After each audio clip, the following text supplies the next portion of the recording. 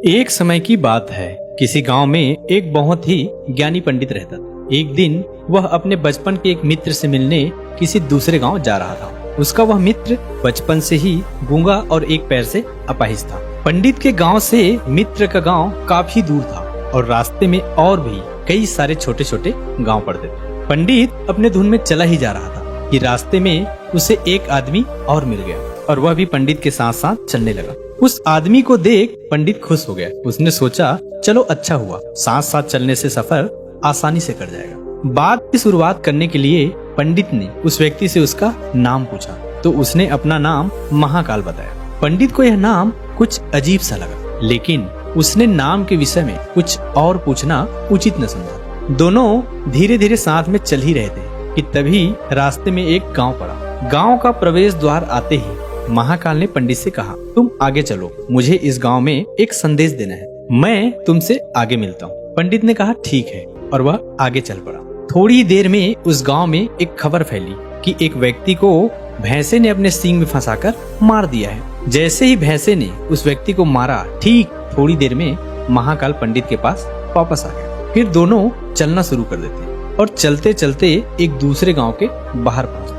उस गांव के बाहर एक बड़ा सा मंदिर बना था और ठहरने की व्यवस्था भी अच्छी लग रही थी। पंडित के मित्र का गांव भी अभी वहां से काफी दूर था और रात होने वाली थी। तो पंडित ने महाकाल से कहा, रात्रि होने वाली है, पूरे दिन चलते चलते थक भी चुके हैं और भूख भी लग रही है, तो भोजन करके यही रात्रि विश्राम कर लेते, फिर सुबह आराम से आगे की यात्रा करेंगे। महाकाल ने कहा ठीक है, मुझे इस गाँव में किसी को जरूरी सामान देना है, तुम भोजन करके आराम करो, मैं बाद में आकर भोजन कर लूंगा। इतना कहकर वह वहां से चला गया, लेकिन उसके जाते ही कुछ देर में गांव में धुआं उड़ता दिखाई दिया और देखते ही देखते पूरे गांव में आग लग गई। पंडित ने आश्चर्य से सोचा कि यह महाकाल जहां भी जाता है वहां कोई न कोई अनहोनी जरूर हो जाती है, कुछ तो गड़बड़ है इस व्यक्ति में। लेकिन पंडित ने रात्रि में महाकाल से इस बारे में कुछ भी पूछना ठीक न समझा। सुबह होते ही फिर दोनों ने अपने गंतव्य की ओर चलना शुरू कर दिया। कुछ देर चलने के बाद रास्ते में फिर एक गांव आया। महाकाल ने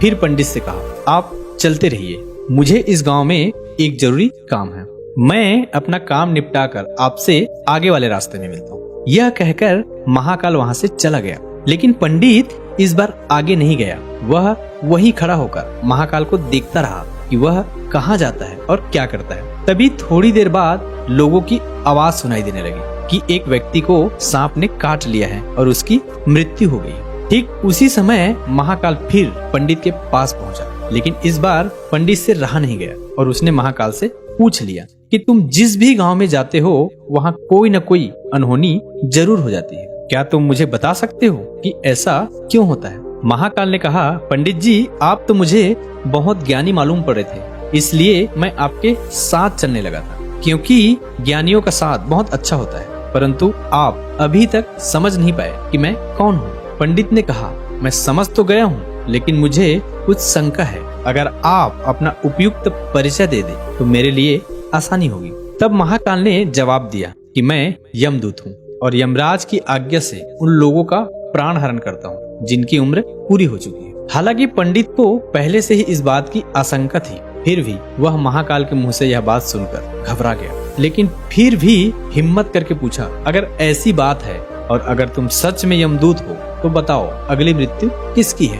यमदूत ने जवाब दिया, अगली मृत्यु तुम्हारे उसी मित्र की है जिसे तुम मिलने जा रहे हो, और उसकी मृत्यु का कारण भी तुम ही बनोगे। यह बात सुनकर पंडित सहम गया और सोच में पड़ गया, अगर सच में यह महाकाल यमदूत हुआ तो उसकी बात भी सच होगी और उसके कारण मेरे बचपन के सबसे अच्छे मित्र की मृत्यु हो जाएगी। तो सबसे अच्छा तो यही होगा कि मैं अपने मित्र से मिलने ही ना जाऊं, कम से कम उसकी मृत्यु का कारण तो नहीं बनूंगा। महाकाल ने मुस्कुराते हुए कहा, तुम जो सोच रहे हो वह सब मुझे पता है, मगर तुम्हारे अपने मित्र से मिलने न जाने से नीति नहीं बदल जाएगी। तुम्हारे मित्र की मृत्यु तो निश्चित है और अगले वह कुछ ही पलों में घटित होने वाली है। महाकाल के मुंह से ऐसी बातें सुनकर पंडित को झटका लगा, क्योंकि महाकाल ने पंडित की मन की बातें पढ़ ली थी, जो एक सामान्य व्यक्ति के लिए संभव नहीं है। अब पंडित को विश्वास हो गया, यह महाकाल सचमुच में यमदूत ही है। जब पंडित को यह पूर्ण विश्वास हो गया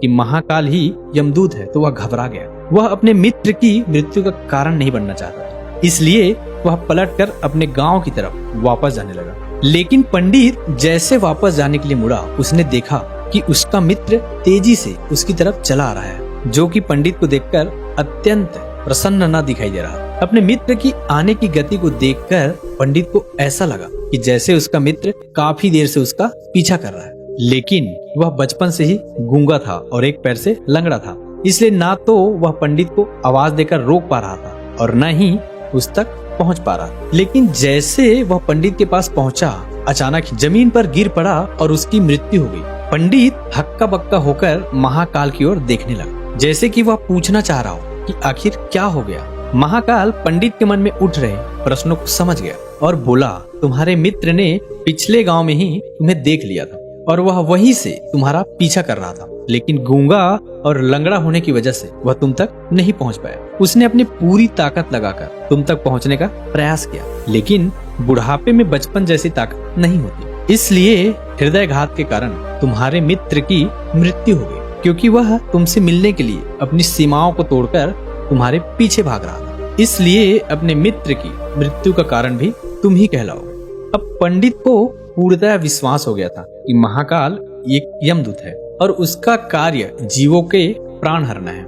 लेकिन पंडित एक ज्ञानी व्यक्ति था, वह यह भी जानता था कि मृत्यु पर किसी का वश नहीं है, सबको एक न एक दिन मरना ही है। यही सोचकर उसने अपने आप को संभाल लिया। लेकिन अचानक पंडित के मन में स्वयं की मृत्यु के बारे में जानने की इच्छा हुई, इसलिए उसने महाकाल से पूछा, जब मृत्यु मेरे मित्र की होनी थी तो तुम शुरू से ही मेरे साथ क्यों चल रहे थे? यह प्रश्न सुनकर महाकाल जोर से हंसा और बोला, मैं तो हर पल हर क्षण सभी के साथ चलता हूँ, किंतु लोग पहचान नहीं पाते, क्योंकि लोगों के पास अपनी समस्याओं के अलावा किसी और व्यक्ति, वस्तु या घटना के बारे में सोचने, समझने या उसे देखने का समय नहीं होता। पंडित ने कहा, तो क्या तुम यह बता सकते हो मेरी मृत्यु कब, कहाँ और कैसे होगी? महाकाल ने कहा, हालांकि किसी भी सामान्य जीव के लिए अपनी मृत्यु के बारे में जानना ठीक नहीं है, क्योंकि कोई भी जीव वह अपनी मृत्यु के बारे में जानकर दुखी होता है, परंतु तुम ज्ञानी व्यक्ति मालूम पड़ते हो और तुमने जिस तरीके से अपने मित्र की मृत्यु को सहन कर लिया है, उसे देखकर लगता है कि तुम अपनी मृत्यु के बारे में जानकर भी दुखी नहीं हो। तो तुम्हारी मृत्यु आज से ठीक 6 महीने बाद आज ही के दिन किसी दूसरे राज्य में फांसी लगने से होगी। और सबसे आश्चर्य की बात तो यह होगी कि तुम स्वयं खुशी से उस फांसी को स्वीकार कर लो।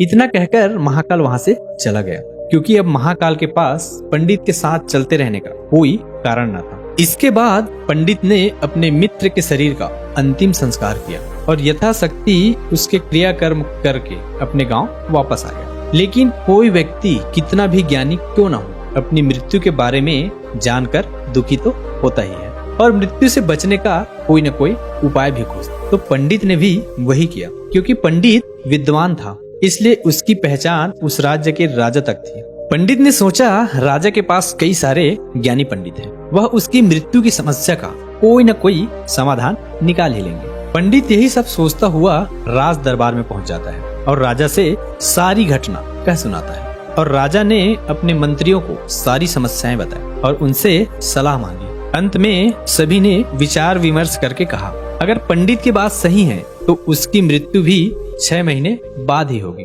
लेकिन मृत्यु तो तब होगी जब वह किसी दूसरे राज्य में जाएगा। यदि वह किसी दूसरे राज्य में जाएगा ही नहीं तो मृत्यु नहीं होगी। मंत्रियों की यह सलाह राजा को भी सही लगी। इसके बाद पंडित की रहने की सारी व्यवस्था महल में ही कर दी गई और राजा के आदेश के बिना उस पंडित से किसी को भी नहीं मिलने दिया जाता था। लेकिन पंडित कभी भी आ जा सकता था, ताकि पंडित को यह न लगे कि वह राजा की कैद में है। परंतु पंडित डर के मारे स्वयं ही कहीं नहीं जाता था। धीरे धीरे महीने गुजरे और पंडित की मृत्यु का समय नजदीक आने लगा और अंततः वह दिन आ गया जिस दिन पंडित की मृत्यु होनी थी। उसकी एक रात पहले पंडित डर के मारे जल्दी ही सो गया, ताकि जल्दी से वह रात बीत जाए और अगला दिन आ जाए, ताकि मृत्यु टल सके। लेकिन पंडित को नींद में चलने की बीमारी थी और अपनी इस बीमारी के बारे में वह स्वयं ही नहीं जानता था। तो फिर राजा, मंत्री या फिर किसी वैद्य को इसके बारे में बताने का तो प्रश्न ही नहीं उठता। पंडित अपनी मृत्यु को लेकर बहुत चिंतित था, इसलिए पिछले कई दिनों से ठीक से सो भी नहीं पाया था। और नींद में चलने की बीमारी तभी होती है जब व्यक्ति ठीक से सो नहीं पा रहा हो। तो उस रात पंडित को नींद में चलने का दौरा पड़ा। वह उठा और महल से निकलकर अस्तबल में गया। क्योंकि पंडित राजा का खास मेहमान था, इसलिए किसी भी पहरेदार ने उसे नहीं रोका और न ही किसी तरह की कोई पूछताछ की। अस्तबल में पहुंचकर वह सबसे तेज चलने वाले घोड़े के पीठ पर सवार होकर नींद में ही अपने राज्य की सीमा से बाहर दूसरे पड़ोसी राज्य में चला गया। इतना ही नहीं, वह दूसरे राज्य के राजा के महल में पहुंच गया। उस महल के पहरेदार उन्होंने भी उन्हें नहीं रोका और न ही कोई पूछताछ की। सभी लोग रात्रि का अंतिम प्रहर होने के कारण गहरी नींद में थे। वह पंडित सीधे राजा के शयन कक्ष में पहुंचा, जहां राजा और रानी सो रहे थे। वहीं पंडित भी जाकर सो गया। सुबह हुई तो राजा ने पंडित को रानी के बगल में सोया हुआ देखा। वह बहुत क्रोधित हो गया और राजा ने पंडित को कैद करने का आदेश दे दिया। पंडित गिरफ्तार हो गया, लेकिन पंडित तो भौचक्का था। उसे कुछ समझ में नहीं आ रहा था कि आखिर वह दूसरे राज्य में और राजा के शयन कक्ष तक कैसे पहुंचा। उसकी यह सब सुनने वाला कौन था?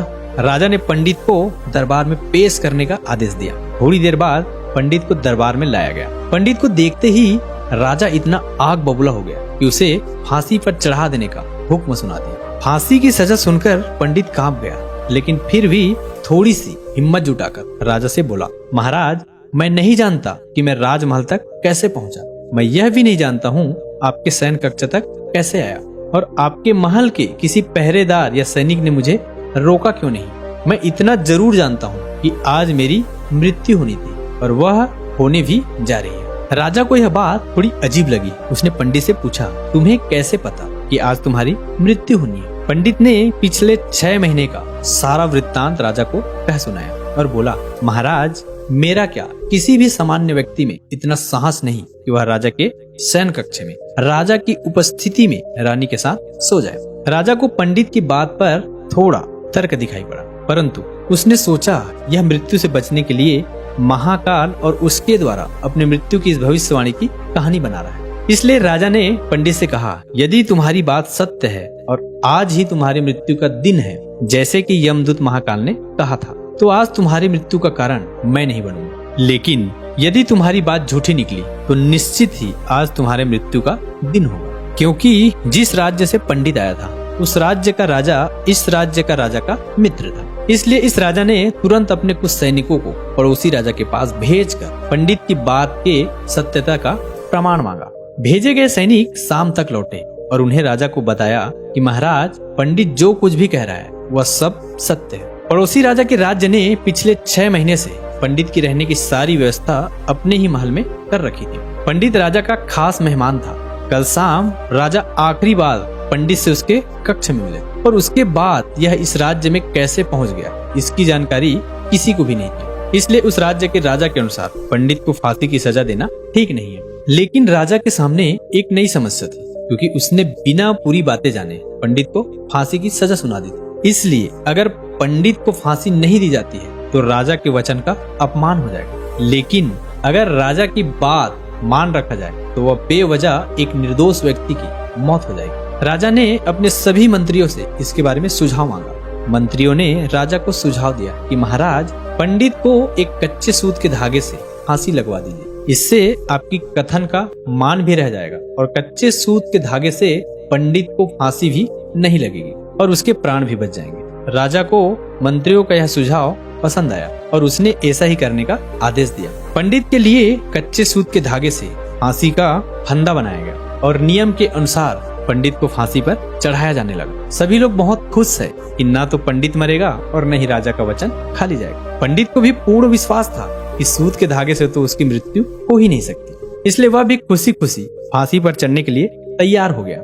जैसे कि महाकाल ने भविष्यवाणी की थी कि तुम खुद ही फांसी को स्वीकार करोगे। लेकिन जैसे पंडित को फांसी दी गई, सूत का धागा टूट गया, लेकिन टूटने से पहले उसने अपना काम कर दिया था। पंडित के गले की एक नस सूत के धागे के झटके से कट चुकी थी और पंडित जमीन पर पड़ा तड़प रहा था और धड़कन के साथ उसकी गले से खून की फुहार निकल रही थी और देखते ही देखते पंडित का पूरा शरीर पूरी तरह से शांत हो गया। सभी लोग आश्चर्यचकित है और पंडित को मरता हुआ देख रहे थे। किसी को भी विश्वास नहीं हो रहा था कि कच्चे सूत के धागे से भी किसी इंसान की मृत्यु हो सकती है, लेकिन घटना तो घट चुकी थी। नीति ने अपना काम कर दिया था और महाकाल की भविष्यवाणी सच हो चुकी। श्रीमद् भगवत गीता में भगवान श्री कृष्ण ने कहा है, जो होना होता है वह होकर ही रहता है। हम चाहे कितने भी सावधानी बरते, कितना ही उपाय कर ले, लेकिन घटना और घटना की पूरी प्रणाली पहले से ही तय होती है, जिसे हम थोड़ा सा भी इधर उधर नहीं कर सकते। दोस्तों, शायद इसलिए ईश्वर ने हमें भविष्य जानने की क्षमता नहीं दी है, ताकि हम अपने जीवन को ज्यादा बेहतर तरीके से जी सके। और यही बात उस पंडित पर भी लागू होती है। अगर पंडित ने महाकाल से अपने मृत्यु के बारे में ना पूछा होता तो 6 महीने राजा के महल में कैद रहकर डर डर कर जीने की वजह ज्यादा बेहतर जीवन जीता। दोस्तों, कैसी लगी यह कहानी आपको कमेंट सेक्शन में जरूर बताना, और अगर अच्छी लगी हो तो इस चैनल को सब्सक्राइब करके नोटिफिकेशन बेल को जरूर ऑन कर देना, ताकि कोई भी ऐसी ज्ञानवर्धक कहानी जब हमारे चैनल पर पोस्ट हो तो आपको तुरंत नोटिफिकेशन पहुंच जाए। तो मिलते हैं किसी अगली कहानी में, तब तक के लिए अपना ख्याल रखिएगा। जय हिंद, जय भारत।